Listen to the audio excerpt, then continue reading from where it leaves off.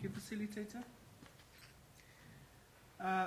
When I was invited to present this update for Samoa, I thought I would concentrate my presentation on updating and providing the information that's probably required by this esteemed academic institution. But I would like to also make a spill on behalf of my country in that all information to do with the economy, on government's policies, are on our respective government websites. So if you cannot find it on the individual websites, make sure that you can log in to mof.gov.ws.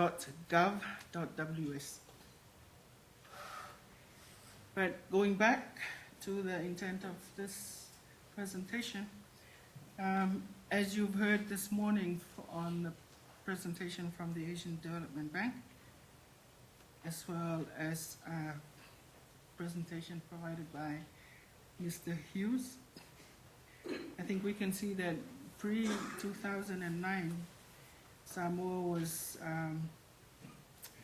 looked at or seen as one of the better performing economies in the Pacific, with an average growth rate of 4.3% annually between 1998 and 2008.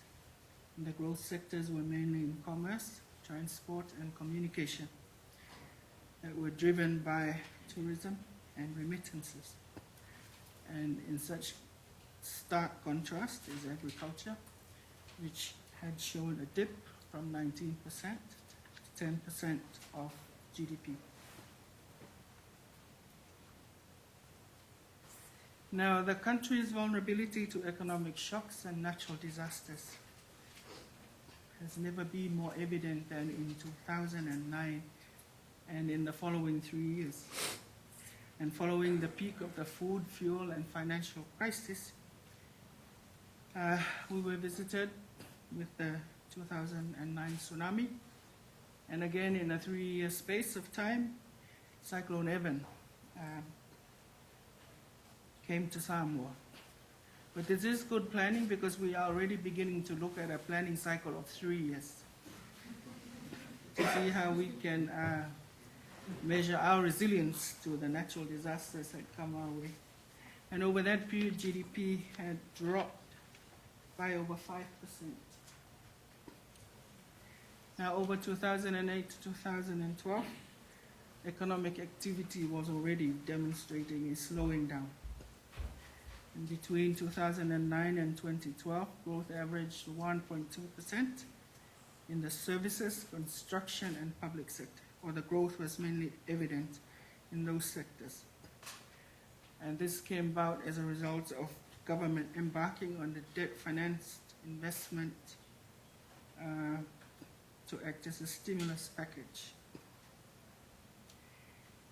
It is predicted that growth this year in 2013 will be lower than forecasted as a result of Cyclone Evan, and we're estimating a 0.9% growth compared to the forecast of 2%. Increased activities related to reconstruction may lead to an increase in 2014.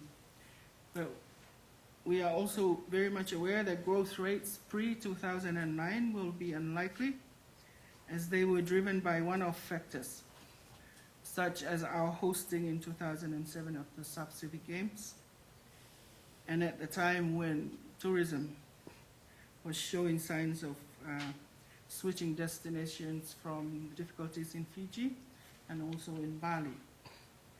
Now, we're positive in that direction in that we're hosting the third SIDS conference in 2014. So it'll be an interesting time for us to see whether this will have an impact on growth in the coming year.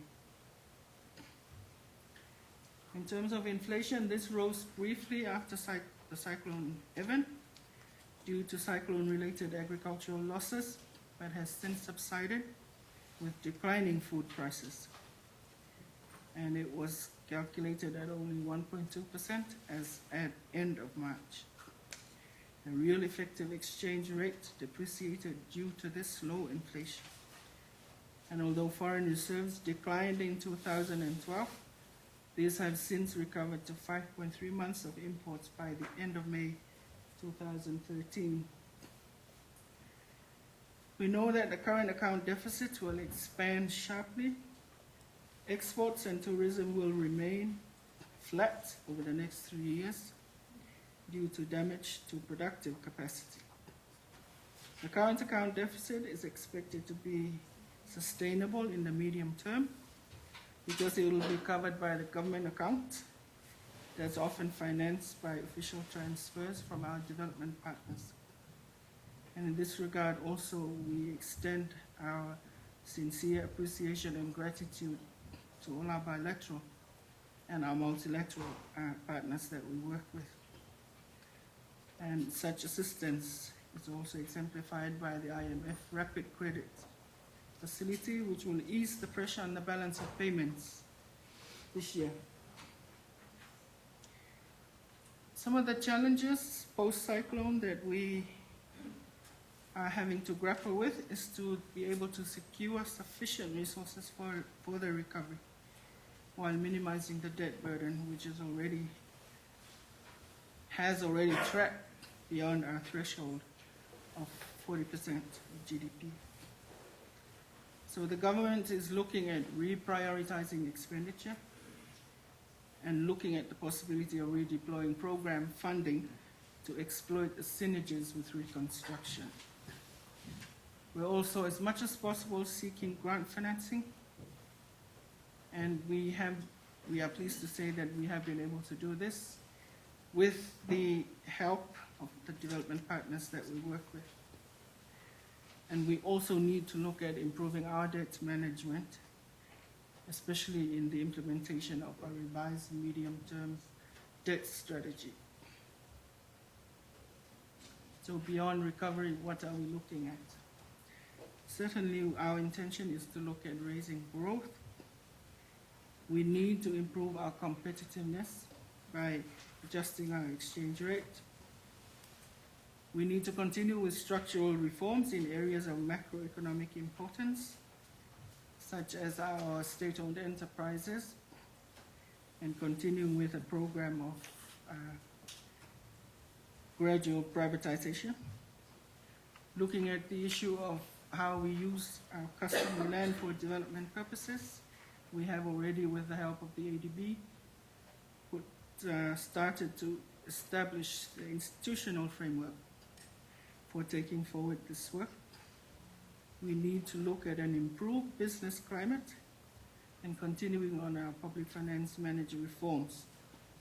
The key targets for us are to be able to build our resilience and strengthen public expenditure management.